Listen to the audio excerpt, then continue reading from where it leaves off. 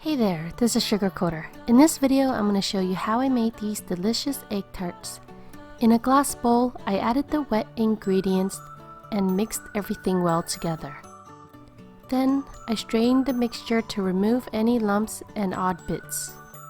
If you don't strain it, then it might turn out a bit lumpy and uneven. And egg tarts are supposed to be smooth, at least for Hong Kong egg tarts. So on top of a flat surface, covered with a little bit of flour, I used a 3-inch circle cookie cutter and cut out circle shapes from a frozen puff pastry sheet.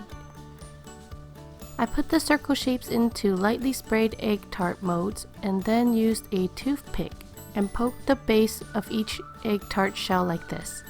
Once the tart shell is in place, I poured the liquid mixture into the center of each mold.